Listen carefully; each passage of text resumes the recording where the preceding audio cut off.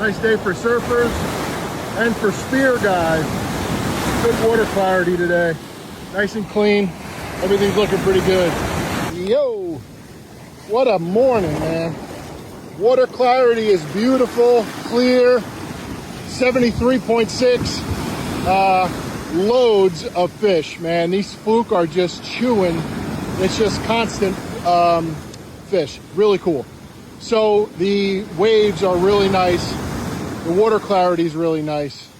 It is just past high tide. Low tide's at 2:29.